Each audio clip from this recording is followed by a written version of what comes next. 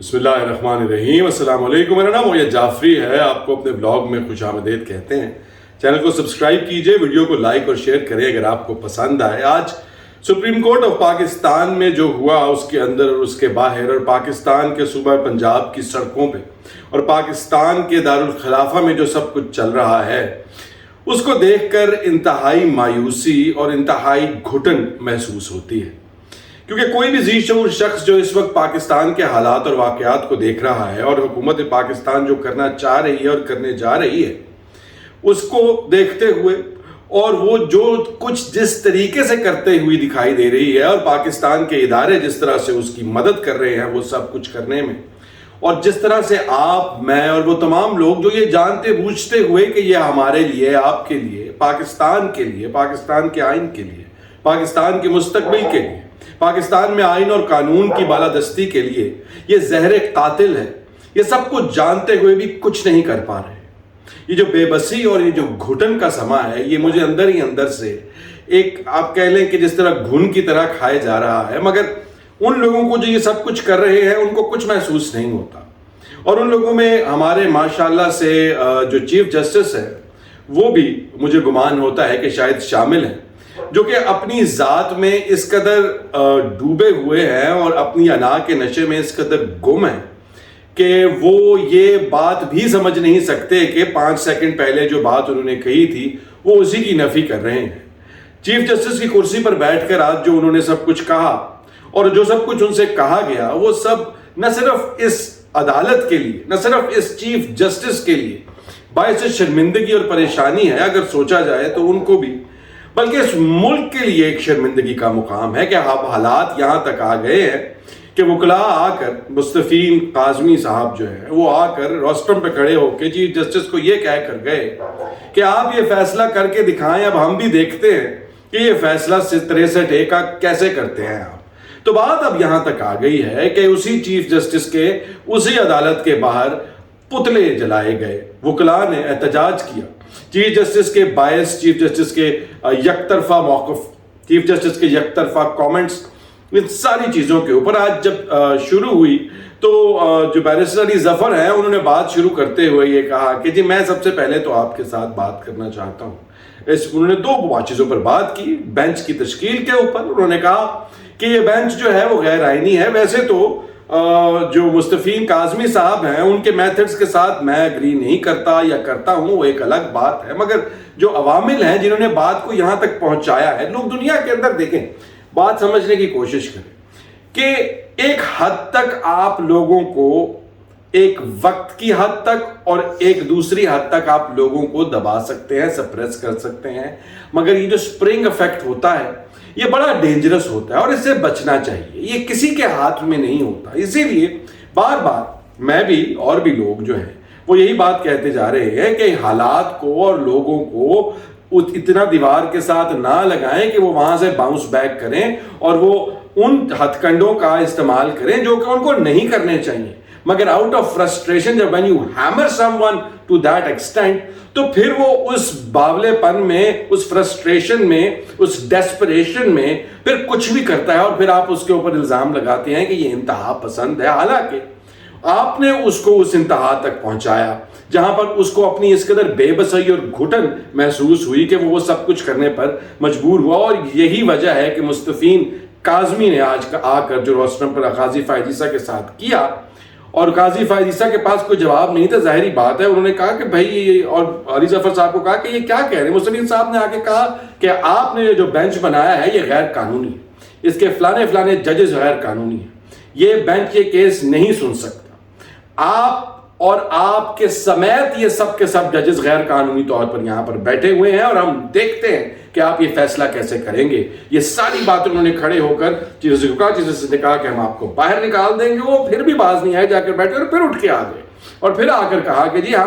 میں آپ میں سے کسی کو بھی قانونی نہیں مانتا، یہ سب کچھ جو ہے آئین اور قانون کی خلاف ورزی ہو رہی ہے۔ تو خیر ایونچولی ان کو انہوں نے پولیس کے تھرو باہر نکالا، اور علی ظفر صاحب نے دوسری طرف بڑی تحمل کے ساتھ وہی بات کہی، مگر جو ہے ظاہری بات ہے کہ وہ نہیں چاہتے تھے کہ وہ باہر نکالے جائیں، مگر وہ جو غصہ ہے وہ یہ معاشرے کے 2 چیزوں کو ریپرزینٹ کرتا ہے۔ ایک وہ شخص جو کہ تنگ آ گیا ہے اس ملک کے اندر ان سب چیزوں کو ہوتے ہوئے دیکھ کے، اور دوسری جانب وہ جس کے دل میں شاید تھوڑی سی امید ہے اور وہ کوئی آس لیے بیٹھا ہے کہ شاید کسی کو کہیں پر بیٹھے ہوئے کوئی خیال، کوئی شرم، کوئی حیا اور کوئی لحاظ ہو جائے کہ اس ملک کی طرف، ملک کو کس طرف لے کر جا رہے ہیں ہم۔ آج قاضی فائز عیسیٰ نے پہلے عمران خان کے ساتھ ملاقات کی بات کے لیے، ظفر نے تو پہلے تو انہوں نے کہا کہ جی اس کیس کے اندر کوئی ضرورت نہیں ہے آپ کو جا کے عمران خان کے ساتھ کسی بھی قسم کی مشاورت کرنے کی، اس لیے اجازت کی کوئی ضرورت نہیں۔ اور ٹھیک اس کے 5 منٹ کے بعد قاضی صاحب فرماتے ہیں، جب بندو خیل صاحب نے کہا کہ آپ کل کر لیتے تو کیسے کہتے ہیں ہاں آپ نے کل کیوں نہیں کی، آپ کے پاس کل ٹائم تھا، آپ کل ملاقات کر رہے تھے۔ مطلب کہ ان کو خود بھی اندازہ نہیں ہے، وہ اس قدر جسے کہتے ہیں ڈوبے ہوئے ہیں اس کیس کو اپنے مرضی سے دیکھنے میں، اپنے آپ کو عقل کل سمجھنے میں، وہ اس قدر میں کہتا ہوں کہ دھت ہے کہ آج انہوں نے یہاں تک بھی کہا، جب علی ظفر صاحب نے کہا کہ بھائی اس کے اوپر جو اعتراضات اٹھائے ہیں یہ بینچ اس لیے نہیں بن سکتا کیونکہ 3 کمیٹی ہے اور 3 کی کمیٹی نے فیصلہ نہیں کیا، 2 لوگوں نے کیا ہے، تیسرے کو اعتراضات ہیں، وہ میں اعتراضات پڑھوں گا، قاضی صاحب نے کہا دوسرے کو نے کہا وہ میں پڑھ لوں گا، لیکن آپ وہ اعتراضات آپ لوگ یہ معاملہ سالو کر کے بھی تو یہ پیشی لگا سکتے تھے۔ اتنی جلدی کیا ہے؟ جلدی وہ بھی جانتے ہیں، آپ بھی جانتے ہیں، میں بھی جانتا ہوں جلدی کیا ہے۔ میاں صاحب کو بھی روک لیا گیا ہے کہ قاضی صاحب ابھی ہمیں گڈ نیوز سنائیں گے اس حوالے سے، اور اس کے بعد پھر ہم لوگوں کی وفاداریاں بدلیں گے، ان کے اوپر دھونس دھمکی اور جو ہے اور لالچ وغیرہ سب کچھ ملا کر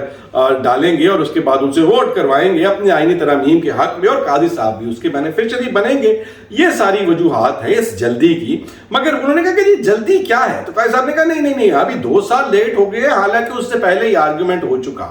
کہ آپ کے یہ 2 سال اس وجہ سے ہوئے کہ جب ریویو پٹیشن کا ٹائم گزر گیا تھا تب یہ ریویو پٹیشن فائل ہوئی تھی، اور اس کی لیگیلٹی جو ہے ہم نے وہ پٹیشن ٹیک اپ کی ہے، ریویو پٹیشن، جو کہ ایسے ہی ہے کہ جیسے ایڈمیشن کی تاریخ کسی سکول کی گزر گئی ہوئی ہو اور اس کے بعد کوئی بچہ جا کر وہاں پر ایڈمیشن فارم جمع کرائے اور اس کا وہ فارم جو ہے کہاں سے ایکسپٹ ہوگا، تو ڈیٹ تو گزر گئی ہے، مگر کسی سفارش سے، کسی مقصد سے، کسی اور انٹیریئر موٹیو اس سے سرو ہوتا ہو تو وہ کہو یار وہ بچے نے وہ کروایا تھا، ٹھیک ہے ڈیلے ہو گیا تھا، لیٹ ہو گیا تھا، پر کوئی نہیں کر لیتے ہیں کیونکہ اس وقت ہمارے فائدے میں ہے۔ تو یہ بھی سچویشن جو ہے وہاں پر دیکھنے کو ملی۔ ایونچولی قاضی صاحب نے بیرسٹر علی ظفر کو خان صاحب سے ملاقات کی اجازت دے دی۔ علی ظفر صاحب نے پھر بھی کہا کہ یہ بینچ جو ہے یہ انتہائی غیر قانونی ہے، اس کی جو ہے اس کے اوپر پہلے فیصلہ سنا ہے کہ یہ قانونی ہے کہ نہیں ہے، اور میں جیسے کہہ رہا تھا نا کہ وہ اپنی ذات اپنی میں اس قدر بسے ہوئے ہیں چیف جسٹس صاحب کے ماشاءاللہ انہوں نے فرمایا کہ پورا بینچ جو ہے وہ متفقہ طور پر یہ کہتا ہے کہ یہ غیر قانونی نہیں ہے، یہ قانونی ہے۔ اب انہوں نے وہاں پر بیٹھے مشاورت تو نہیں کی، ان کو کیسے معلوم ہے؟ انہوں نے ہیڈ کاؤنٹ بھی نہیں کیا، انہوں نے ہینڈ جسٹس بھی نہیں لیے، مگر قاضی صاحب جو ہیں ان کو معلوم ہے کہ باقی ججز کے سوچ کیا ہے، اور ان کو یہ بھی معلوم ہے کہ باقی ججز کا فیصلہ کیا ہوگا، اسی لیے تو ہاتھ سے چن کر یہ ہیرے اکٹھے کیے گئے ہیں۔ اب ایک طرف تو یہ حالات و واقعات ہیں، دوسری جانب اگر آپ پاکستان میں پنجاب کی سڑکوں پر آج حال دیکھتے، خاص طور پہ فیصل آباد میں اور بھی شہروں میں جہاں پر پاکستان تحریک انصاف نے جو ہے احتجاج کی کال دی ہوئی تھی، تو وہاں پر آپ اگر دیکھتے تو کس طرح سے لوگوں کے ساتھ سلوک کیا کہ کیا مانگ رہے ہیں وہ آپ سے، کیا بگاڑ رہے ہیں وہ آپ کا۔ کیا انہوں نے کہا کہ آپ تمام کے تمام بازار بند کر دیں؟ نہیں۔ کیا انہوں نے کہا کہ کاروبار زندگی جو ہے اس کو روک دیا جائے؟ نہیں۔ وہ اپنے لیڈر کی آزادی کے لیے اور اپنے حقوق کے لیے جو ان کو لگتا ہے کہ ان کے ساتھ غلط ہوا ہے اس کے خلاف احتجاج کر رہے ہیں، جو کہ ان کا آئینی حق ہے۔ مگر پاکستان میں جہاں پر ہم لوگ اکانومی کا رونا رو رہے ہیں، جہاں پر ہم ایکسپینڈیچرز کم کرنے کی بات کر رہے ہیں، اسی پاکستان کے اندر ہم ہر دوسرے دن لاکھ ہزاروں کنٹینرز جو ہیں وہ سڑکوں پر لگا دیتے ہیں۔ اسلام آباد ایک بار پھر کنٹینرز کی زد میں ہے، آپ بھی جانتے ہیں، آپ جہاں رہتے ہیں آپ نے دیکھا ہوگا۔ دوسری جانب آپ دیکھ لیں کہ کس طرح سے پولیس جو ہے وہ بارش کر رہی ہے یہ ساری کیا کہتے ہیں آنسو گیس شیلز کی، کس طرح سے ریسورسز استعمال ہو رہے ہیں۔ یہ سارا کچھ مفت میں تو نہیں ہو جاتا، اور یہ جو کاروبار کا نقصان ہوتا ہے، سارے بازار، ساری دکانیں، سارا کاروبار جیم کر کے کسی شہر کا، کسی میجر شہر فیصل آباد جیسے کا بھی، تو وہ سب کا نقصان کون کر رہا ہے؟ کیا پاکستان تحریک انصاف کر رہی ہے؟ پاکستان کی حکومت کے دوہرے معیار، پاکستان کی حکومت کی نااہلی، پاکستان کی حکومت کا خوف اور پاکستان کی حکومت کی گلٹ پاکستان کو نقصان پہنچا رہی ہے، معاشی طور پر بھی، سماجی طور پر بھی اور سیاسی طور پر بھی۔ اب یہ تو ہم اپنی آنکھوں سے دیکھ رہے ہیں، لوگوں کو ایک دفعہ پھر لاٹھی چارج کیا گیا، ایک دفعہ پھر آنسو گیس کے شیل مارے گئے،